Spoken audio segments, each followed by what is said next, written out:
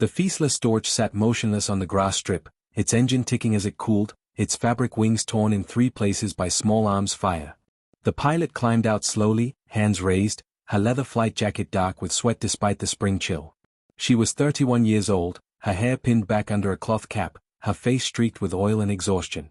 Behind her, American soldiers approached with rifles raised, not running, not shouting, just walking with the measured caution of men who had seen too many surprises in the war's final days.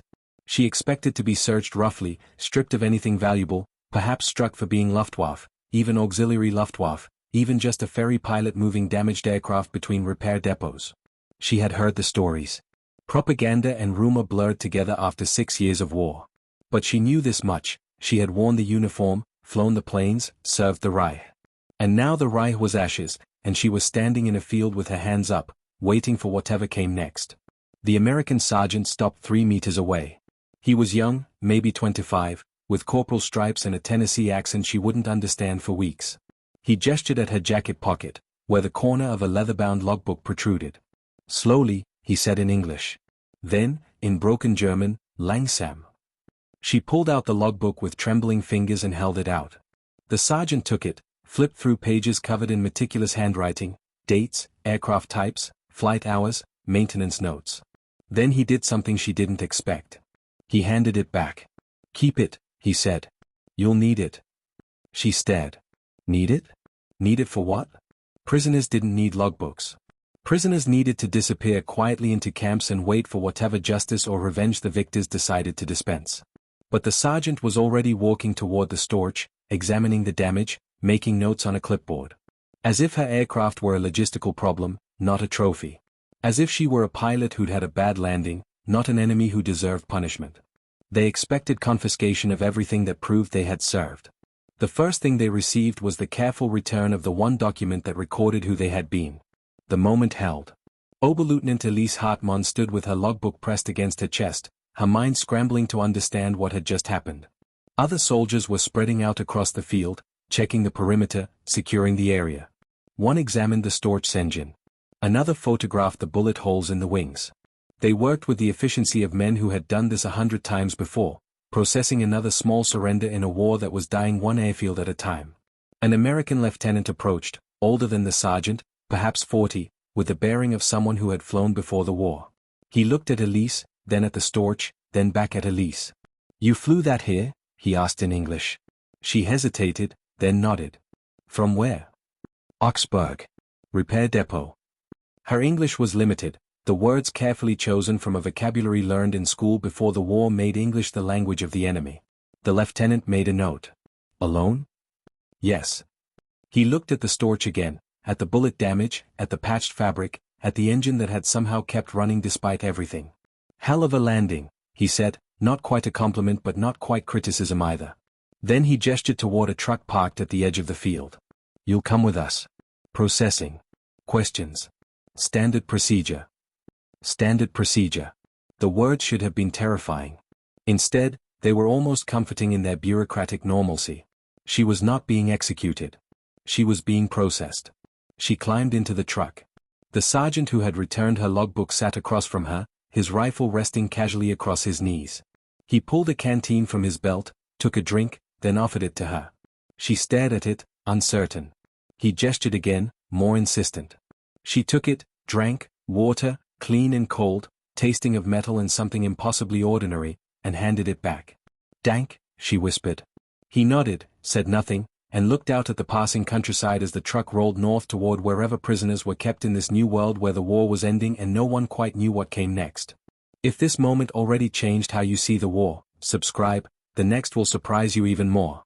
Elise Hartmann had never intended to become a pilot. She had studied mathematics at university in Stuttgart, had dreamed of teaching, of a quiet academic life filled with theorems and students and the clean certainty of numbers.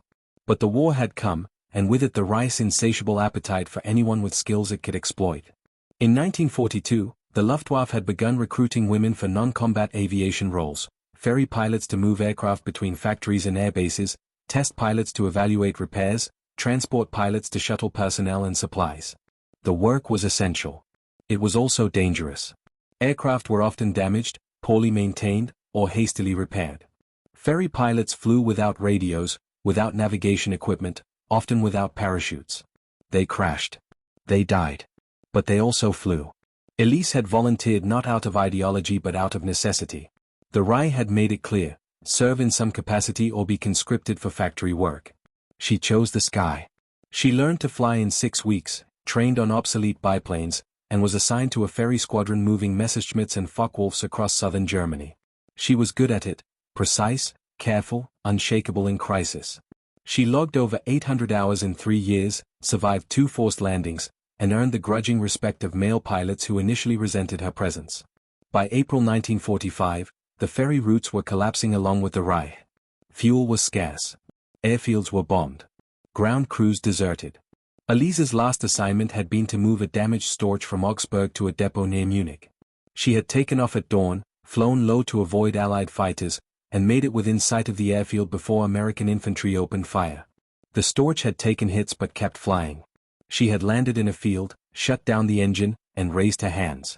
The war, for her, was over. The transit to the American processing center took 2 hours, the truck winding through Bavaria's rolling countryside, past villages where white flags hung from windows and children watched with hollow eyes. Elise sat in silence, her logbook still clutched in her hands, trying to process what had happened. The sergeant had returned it. The lieutenant had asked about her flight. The soldier had offered water. None of it matched what she had been taught to expect.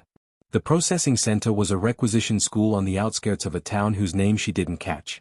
The courtyard was filled with prisoners, Wehrmacht soldiers, SS officers, civilian officials, all waiting in lines that snaked toward tables where American personnel checked documents and assigned numbers. Elise was directed to a separate area marked with a hand-painted sign, female personnel.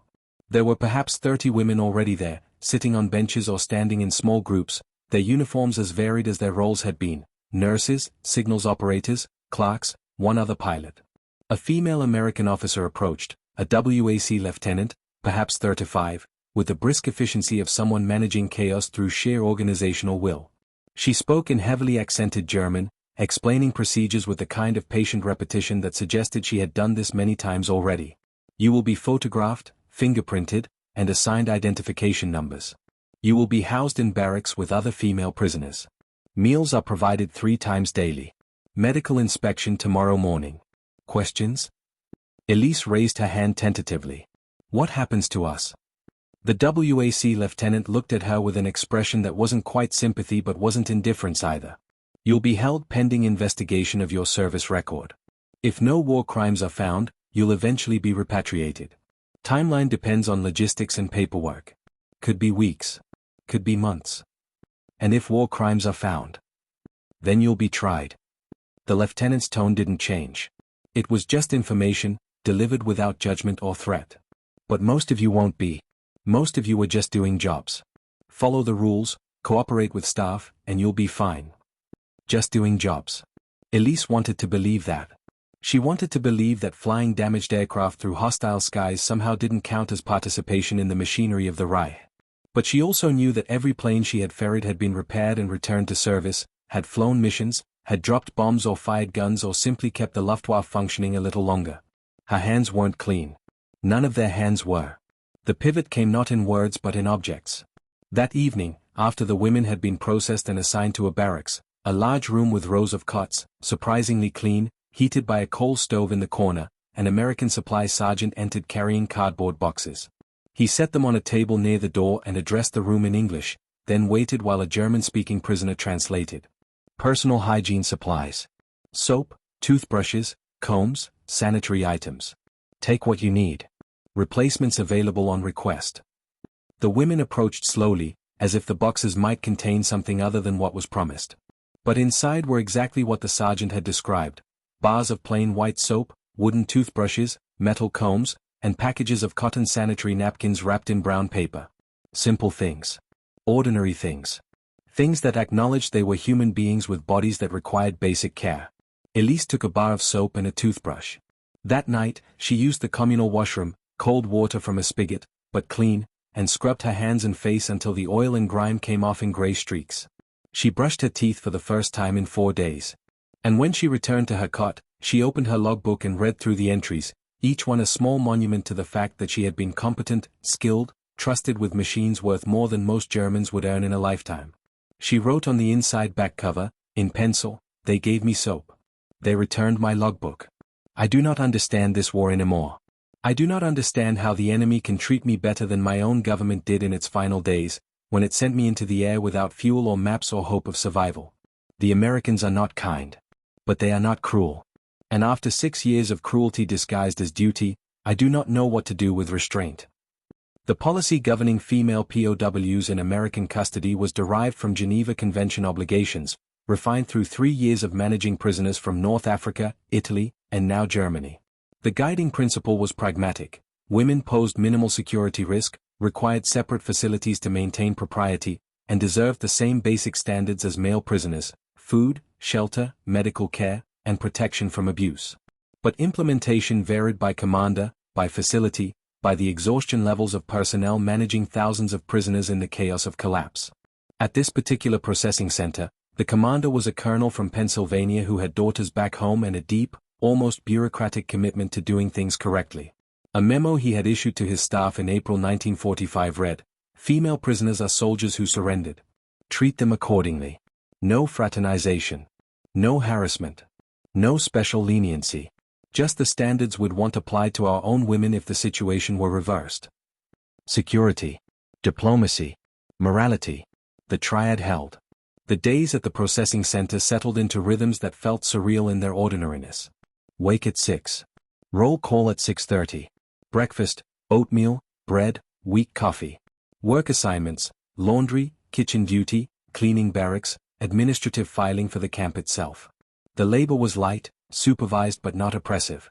American guards maintained authority without aggression, enforcing rules through consistency rather than fear. Elise was assigned to work in the camp's administrative office, translating documents and processing paperwork for other prisoners. Her mathematics background and meticulous handwriting made her useful. She sat at a desk beside an American corporal named Harris, a former accountant from Ohio who had been drafted in 1943 and spent the war pushing papers rather than firing rifles. They communicated through broken German, broken English, and the universal language of bureaucracy. One afternoon, Harris was processing a file for a Wehrmacht officer accused of war crimes, summary executions of partisans in Yugoslavia. He read through the testimony, his face carefully neutral, then set the file in a separate stack marked for military tribunal. When he noticed Elise watching, he said, in halting German, "Not all prisoners are the same. Some did terrible things. Those people face justice. You," he gestured at her, "you flew planes. That's not a crime." Elise didn't know how to respond. She had flown planes that dropped bombs, had ferried fighters that strafed columns, had kept the Luftwaffe operational through sheer competence. How was that not complicity? But Harris had already moved on to the next file, and she returned to her work, translating a requisition form for medical supplies with the same precision she had once applied to flight logs. Greta Fogel, 27, had been a signals operator in the Luftwaffe, coordinating communications between airbases and fighter squadrons. She had been captured near Nuremberg in late April, her unit dissolving as the Americans advanced. Young, pragmatic, and deeply shaken by the collapse of everything she had been taught to believe, she spent her first days at the processing center in near silence, processing the cognitive dissonance between propaganda and reality. She was assigned to kitchen duty, peeling vegetables under the supervision of an American cook who treated the work as employment rather than punishment. The cook, a woman in her 40s from Georgia, communicated primarily through gestures and occasional broken German. When Greta accidentally cut her finger with a paring knife, the cook pulled her to the sink, ran cold water over the wound, and bandaged it with gauze and medical tape, all without a word, as if caring for an injured worker was simply what one did. That evening, Greta wrote in a notebook issued by the Red Cross, "The American cook bandaged my finger today. She did not scold me. She did not mock me. She simply treated the injury and returned to work. I had forgotten that kindness could be procedural.